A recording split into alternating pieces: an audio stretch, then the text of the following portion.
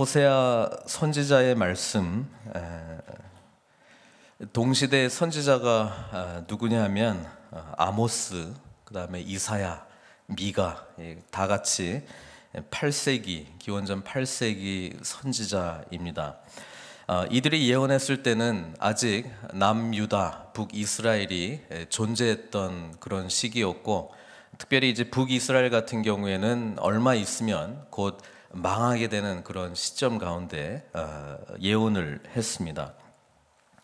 하나님께서 이 선지자들을 통해서 이렇게 계속 가다가는 너희들은 이제 망한다, 너희들은 심판받을 수 없다, 그리고 회복하기를 원하는 그런 메시지를 선지자들을 통해서 누누이 말씀하셨습니다. 그러나 남쪽도 그렇고 북쪽도 그렇고 계속해서 이 하나님의 선지자들의 말씀을 그냥 제대로 듣지 않습니다. 뭐 이 정도면 괜찮지, 우리는 잘하고 있는 거야, 뭐 이렇게 계속 생각하고 있었다는 것이죠. 특히 여로보암 2세 북이스라엘 경우 같은 경우에는 이때 굉장히 번영했던 시기입니다. 나라적으로는 좀 강해지고 있었고, 뭐 경제적으로도 좀 잘 살고 있었던 그런 시기였습니다. 그러니까 이 선지자의 말이 제대로 들어오지 않고 있죠. 우리가 뭐 제사를 제대로 안 하나, 뭐 예배를 제대로 안 하나, 종교적인 행위도 굉장히 열심을 내고 있었다는 것입니다. 근데 하나님께서는 지금 너희들은 지금 음행하고 있다, 너희들은 지금 나를 버렸다, 이렇게 지금 이야기하고 있거든요. 그러니까 중요한 건 뭐냐면 우리가 생각하기에 괜찮다 하는 거하고 하나님이 생각하기에 괜찮다 하는 거하고 맞아야 되는데 지금 완전히 지금 다른 마음, 다른 생각하고 있다는 거예요.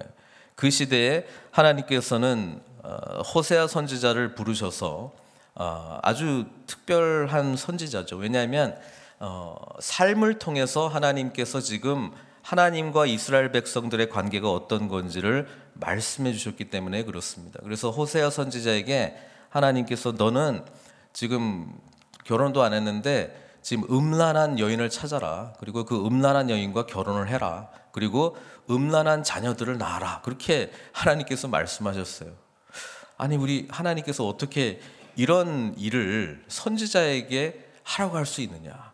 그만큼 하나님께서는 이 심각성에 대해서 그 말씀을 전하는 호세아가 온전히 깨닫기를 원했다라고 하는 것입니다. 그래서 호세아가 이제 가장 음란한 여인을 골랐습니다. 그 여인의 이름이 고멜이죠. 그리고 자녀들을 낳았습니다. 첫 번째 아들을 낳았는데 이름이 이스르엘. 무슨 뜻입니까? 흩으시겠다, 흩어 뿌리겠다. 하나님께서 심판하시면서 그 흩어 뿌리겠다 이런 말씀을 하셨고, 두 번째는 이제 딸을 낳았죠. 딸 이름이 로루하마입니다. 로가 붙으면 아니다 이 말이거든요. 로루하마는 뭐냐면 불쌍히 여기지 않는다. 하나님께서 이제 더 이상 불쌍히 여기지 않는다. 그리고 이제 셋째 또 아들을 낳았는데 이름이 뭡니까? 로암미. 암미가 백성이거든요. 로는 아니다 그러니까 내 백성이 아니다. 하나님께서는 호세아의 삶을 통해서 특히 이제 호세아 개인은 음란한 여인과 결혼했던 것이 어떤 삶인지를 아는 거죠. 부인이지만 뭐예요? 끊임없이 바깥 이제 돌아다닐 생각만 하고 있고 실제로 도망갔습니다. 그리고 아주 음란한 행위를 했어요. 하나님의 호세아에게 또 뭐를 이야기합니까? 너는 가서 돈을 주고 네 아내를 다시 사와라. 지금 호세아가 그 일을 할 때 지금 무슨 생각이 들고 있겠습니까? 하나님이 지금 이렇다는 거예요. 하나님의 마음이 지금 이렇다는 거예요.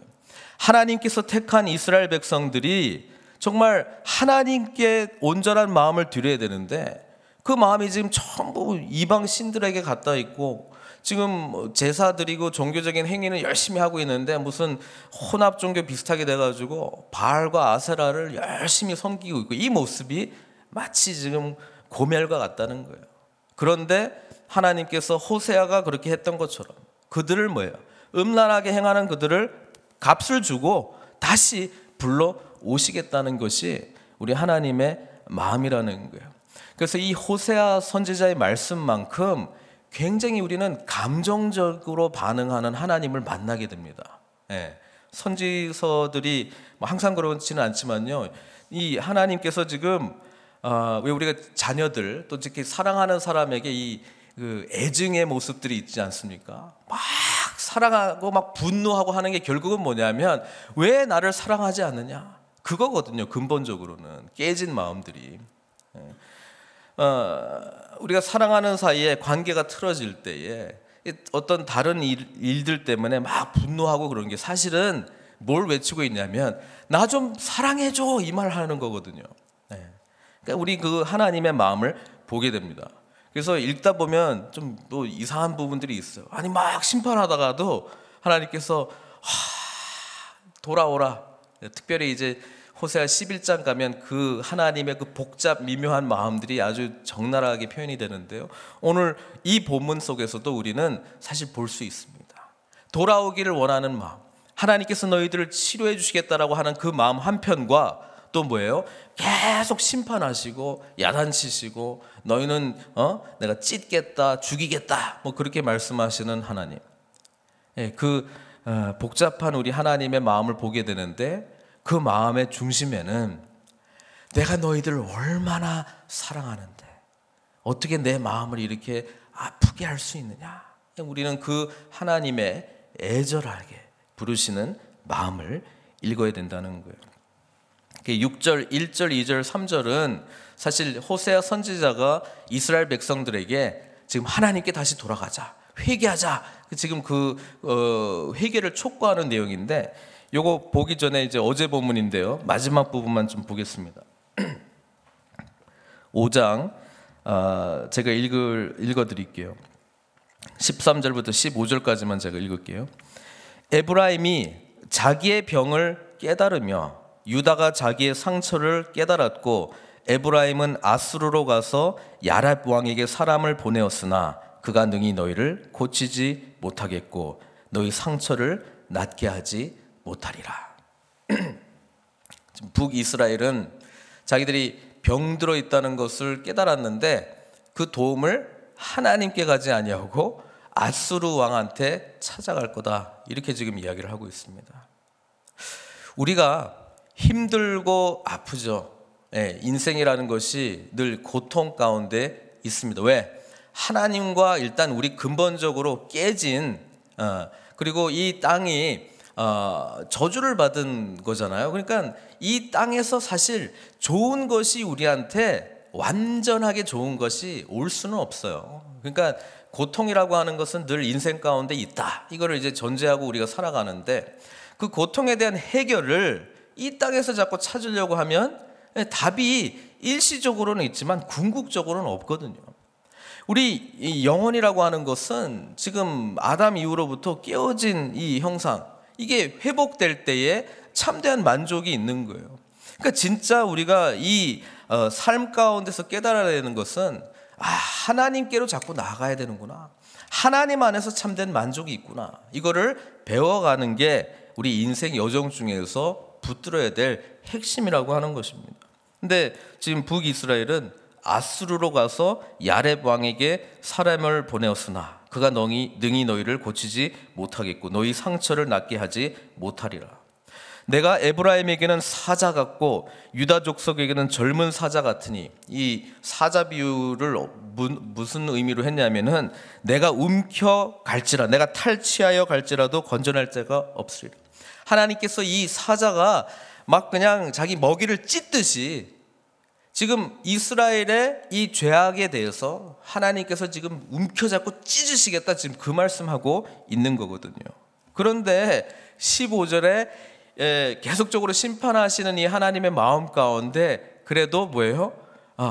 회복시켜 주실 거라고 하는 메시지도 간간히 또 하세요. 그게 15절입니다. 그들이 그 죄를 뉘우치고 내 얼굴을 구하기까지 내가 내 곳으로 돌아가리라. 하나님께서 지금 뭐라고 하냐면, 지금 내 얼굴을 다시 구하기까지, 회개하기 전까지는 나 너희를 안 만날 거야, 나 너희들과 아무런 관련 없는 삶을 살 거야, 이런 이야기를 하고 있는 거예요. 그리고 그들이 고난받을 때에 나를 간절히 구하리라. 너희들 한번 당해봐라. 예.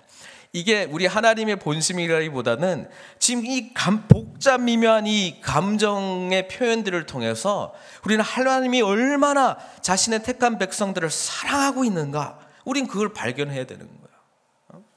하나님이 막 윽박지르기도 하고 막 윽박지르다가도 내가 너희들 얼마나 사랑하는데 어떻게 그렇게 할 수 있느냐, 막 서글퍼지기도 하고 막 분노하기도 하고, 또 지금은 또 뭐라고 이야기합니까? 당할 대로 당해봐라. 고난받을 때에 나를 간절히 구하리라. 그러나 다시 나를 찾는 그날이 올 거다. 이 이야기를 하면서 이 6장으로 다시 연결이 되는 거거든요. 호세아, 이 음란한 여인을 아내로 취하고 음란한 자녀들을 낳고 또 이 아내가 또 음란한 행위를 또 하러 가요. 그리고 또 다시 데려오는 이 삶을 살았던 호세아가 누구보다도 이 하나님의 마음을 읽고 있지 않겠습니까?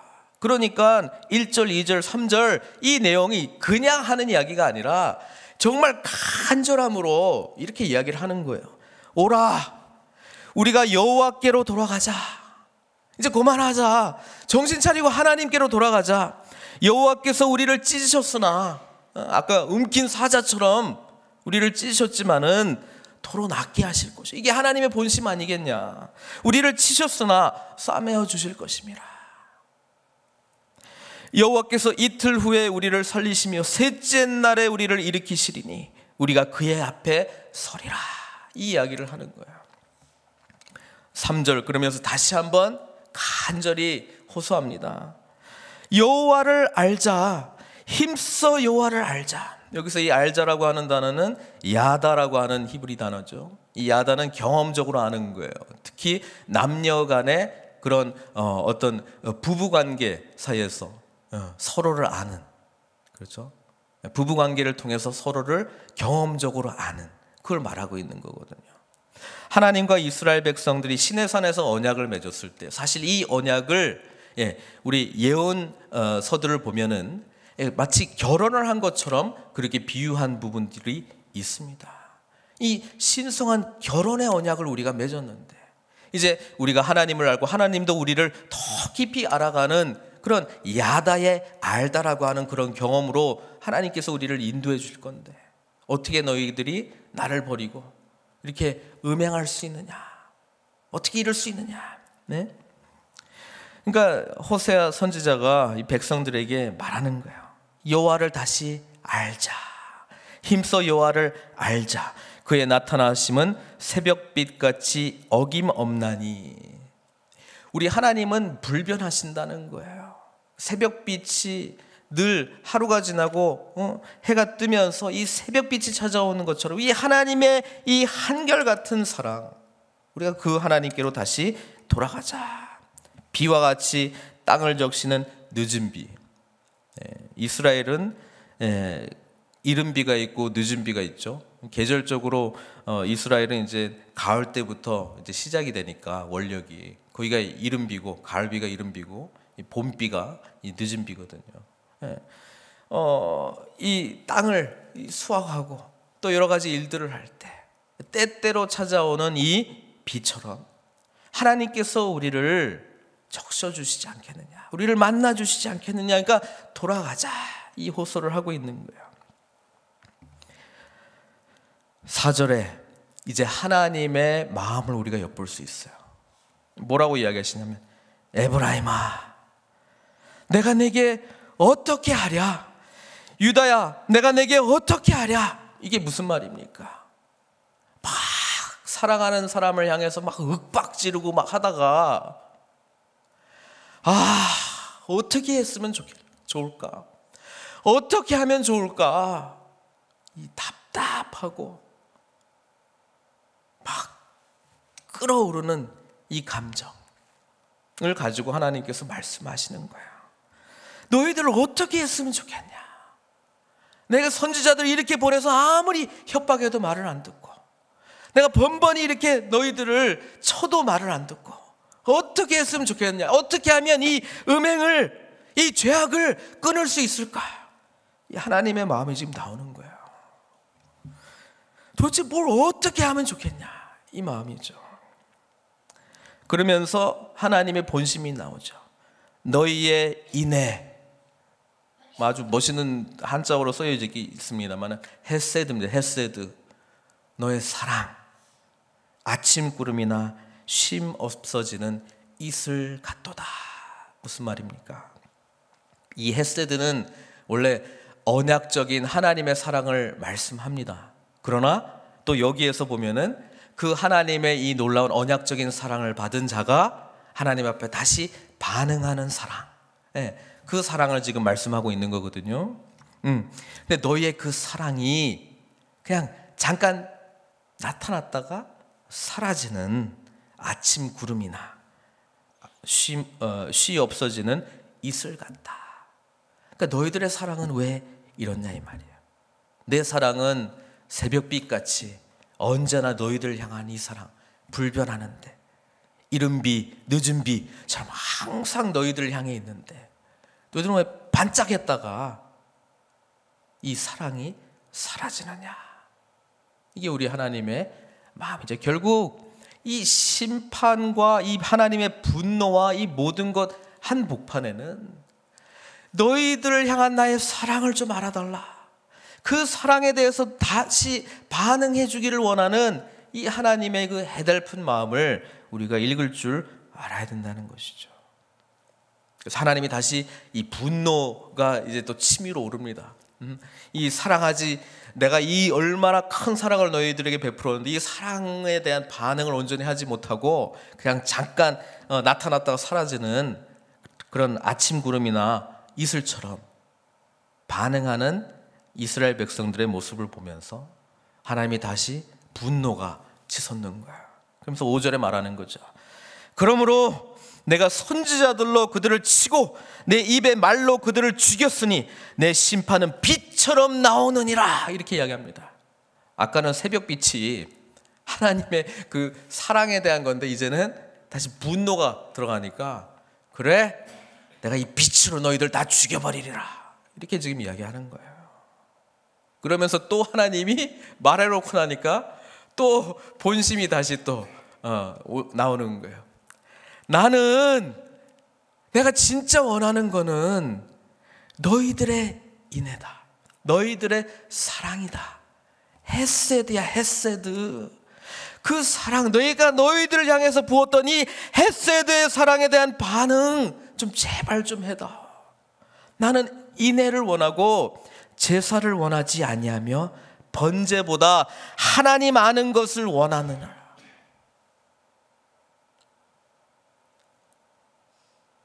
우리 관계 깨졌지만 다시 회복되어서 신랑과 신부가 나누었던 그 사랑 다시 누리자.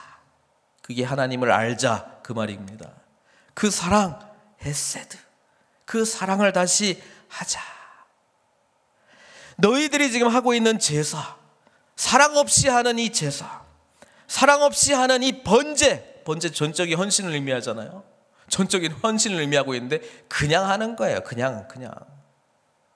여로보암 2세 때의 제사는 화려한 제사를 했습니다. 그런데 하나님께서는 가증스럽게 여겼던 제사입니다. 왜? 마음이 떠난 제사니까. 마음이 떠난 형식적인 그런 관계였으니까. 그 사랑은 어디 갔느냐? 하나님께서 그렇게 호소하는 게 지금 6절의 말씀이에요. 사실 북이스라엘은 첫 번째 단추부터 잘못 끼웠어요.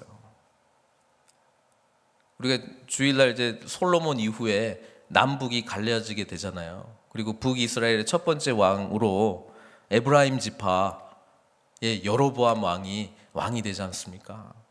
그가 왕이 된 다음에 백성들을 다스려야 되는데 문제가 하나 생긴 거예요. 뭐냐 하면은 자꾸 3대 절기 때가 되면 예루살렘은 남쪽에 있으니까, 남쪽 유다에 있으니까 다 굴러 가는 거예요. 그러니까 이렇게 생각한 거야. 이러다가는 내가 나라를 잇겠다.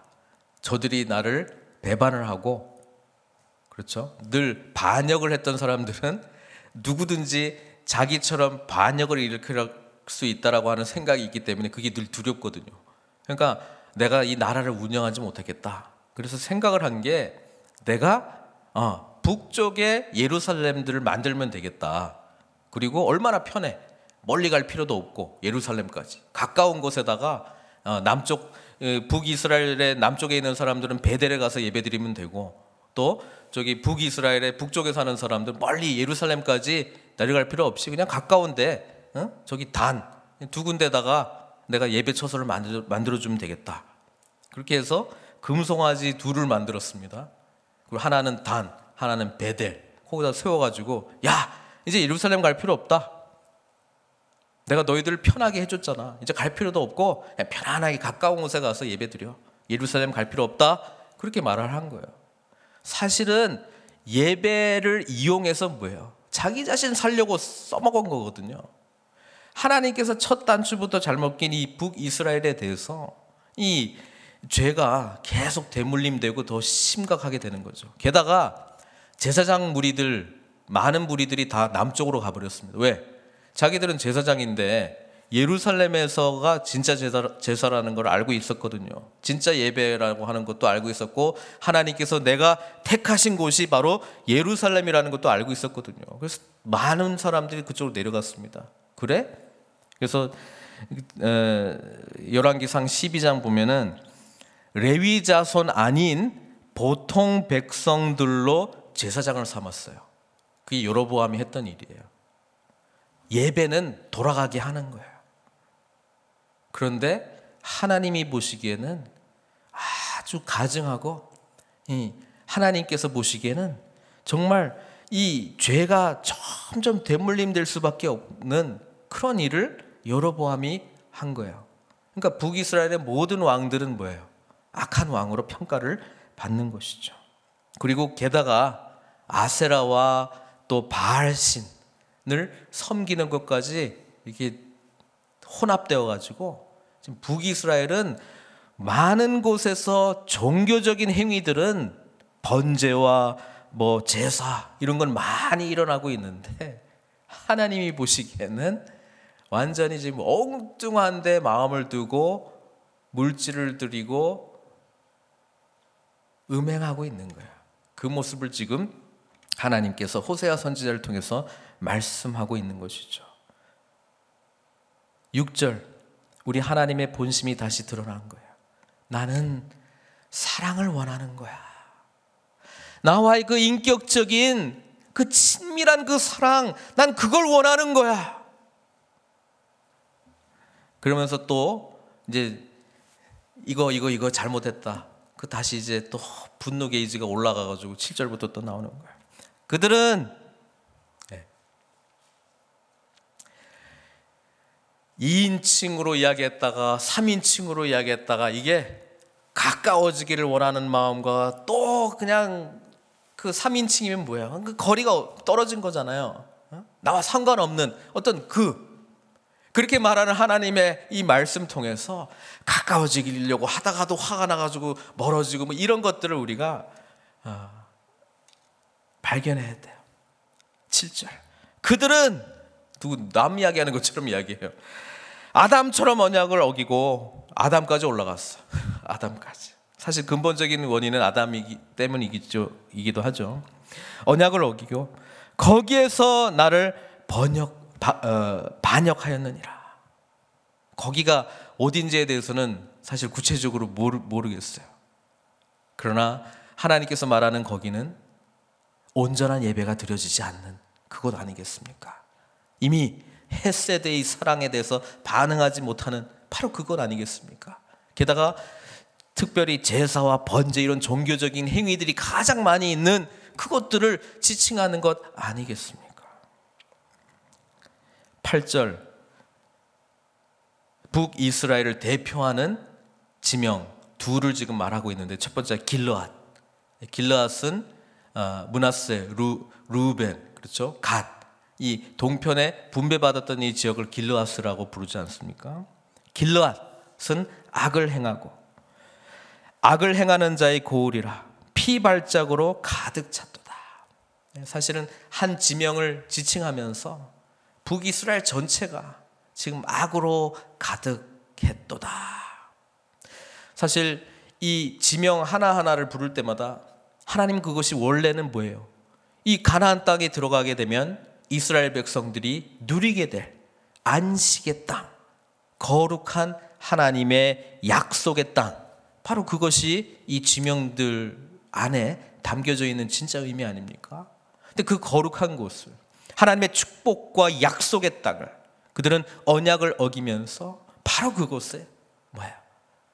우상을 위한 산당들을 세우고, 바로 그곳에 하나님의 언약 관계를 깨고, 바로 그곳에 거룩한 하나님의 약속의 땅에 음란한 행위를 하는 그런 우상 숭배의 죄에 빠져 있다는 것을 우리 하나님께서 말씀하고 있는 거예요. 그 다음에 9절에 등장하는 또 중요한 지명이 뭡니까? 세겜. 세겜은요, 물론 뭐 다 추적해서 올라가진 않겠습니다만 중요한 여기에서의 본문에서의 의미는 언약이 나왔기 때문에 에발산과 그리심산, 약속의 땅으로 들어가 가지고 하나님께서 에발산과 그리심산에서 율법의 말씀들을 읽고 거기서 축복의 말씀, 저주의 말씀, 그리고 백성들이 거기서 뭐 했습니까? 아멘, 아멘, 아멘, 아멘 했단 말이에요. 근데 그 사이가 세겜이에요. 세겜. 이 세겜이 하나님의 언약을 이스라엘 백성들이 다시금 하나님과 맺은, 아멘으로 화답한, 주님 말씀대로 순종하겠나이다, 살겠나이다 했던 신성한 것이거든요. 근데 이곳을 타락의 온상으로 만들었다는 거예요. 누구부터? 여로보암 왕이 그렇게 했습니다. 여로보암 왕이 북이스라엘을 통치하기 시작하면서 이 세겜으로 천도합니다. 자기도 도시가 있어야 될 거 아니에요. 이곳을 수도로 만들었어요. 그러면서 뭐예요? 거기서 했던 결정이 뭐냐면, 내가 단, 베델 이런 곳에다가 예배 장소를 만들어야 되겠다. 금송아지 둘을 갖다 놓고 온 백성들로 하여금 이 신성한 하나님의 언약을 망각할 뿐 아니라 타락한 우상 숭배의 죄에 빠지게 하는 그 결정을 세겜에서 했다는 거예요. 그러니까 이 호세아 선지자가 그런 말씀으로 지금 이야기하고 있지 않습니까? 강도 때가 사람을 기다림같이 제사장의 무리가 세겜길에서 살인하니.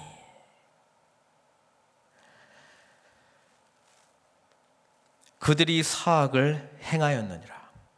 실제로 그런 어떤 살인하는 그런 일들이 나타났다기보다는 세겜이라는 곳에서 뭐예요? 온 백성들이 타락할 결정들을 해버렸다는 이야기 아니겠습니까? 특히 벳엘, 그 큐티 본문 하셨으면은 벳엘이 원래는 하나님의 집이라고 하는 뜻이거든요. 야곱이 돌베개 베고 자다가 꿈에 천사들이 오르락내리락 하는 것을 보았잖아요. 그래서 거기를 벳엘, 하나님의 집이라고 명칭을 주었습니다. 그런데 호세아에서는 그 지명에다가 이름을 바꿔버렸어요. 벳아웬, 죄악의 집이다. 왜? 베델에 하나님의 집이 아니고 이제 금송아지 집이거든요. 그렇잖아요. 근데 그런 결정들을 다 세겜에서 한 거예요. 하나님이 지금 분노하십니다. 계속 10절, 내가 이스라엘 집에서 가증한 일을 보았나니 거기서 에브라임은 음행하였고 이스라엘은 더럽혀졌느니라. 그러면서 유다를 향한 또 말씀도 합니다. 또한 유다여, 내가 내 백성의 사로잡힘을 돌이킬 때 내게도 추수할 일을 정하였느니라. 이 사로잡힘을 돌이킬 때에는 사실 이 7장하고 연결되는 게 맞다고 대부분 지금 생각하고 있는데요. 그러니까 유다여, 내가 내 백성의 추수할 일을 정하였느니라. 이게 이제 11절로 보시면 되는데요. 여기서 추수는 좋은 의미의 추수가 아니고 이 죄에 대한 심판의 추수를 의미하고 있습니다. 실제로 역사적으로 보면 북이스라엘이 먼저 망하고 남유다는 조금 더 가요. 그러나 결국 같은 길을 갑니다. 같은 길을 가요. 그 길은 하나님을 온전히 쫓지 않는 믿음을 저버리는 길이었다라고 하는 사실입니다. 오늘 우리 호세아 6장의 말씀을 통하여 우리는 하나님의 마음을 배워야 될 줄 믿습니다. 하나님은 언제나 우리를 살리시고 우리를 회복시켜 주시고 우리에게 가장 선한 것을 주시는 분이신데, 우리가 하나님을 버리고 이 북이스라엘의 백성들이 행했던 것처럼 다른 데 마음을 두고 하나님 아닌 다른 것을 더 중요하다고 생각하는 순간 우리는 이미 음행의 길로 가고 있는 거예요. 그때 호세아 선지자의 이 하나님의 마음을 담은 애달픈 소리를 우리는 듣고 그 즉시로 십자가 앞에 무릎 꿇고 회개해야 될 줄로 믿습니다. 그것만이 살 길이에요. 다른 아수르 왕 찾아가도 답 없고요. 아수르 왕은 그때 당시에 가장 강력했던 세력이니까 세상에 가장 강력하다는 것 붙들어도 소망 없다는 것 하나님께서 말씀해 주고 있습니다. 오직 우리가 기억해야 될 소리는 오직 오라, 우리가 여호와께로 돌아가자. 여호와께로 돌아가자. 여호와를 알자. 여호와를 힘써 알자. 그리고 하나님의 마음, 나는 헤세드를 원해. 헤세드의 사랑으로 다시 우리 시작하자. 그 하나님의 음성에 우리가 함께 나아가야 될 줄로 믿습니다. 이 시간 같이 기도하시겠습니다.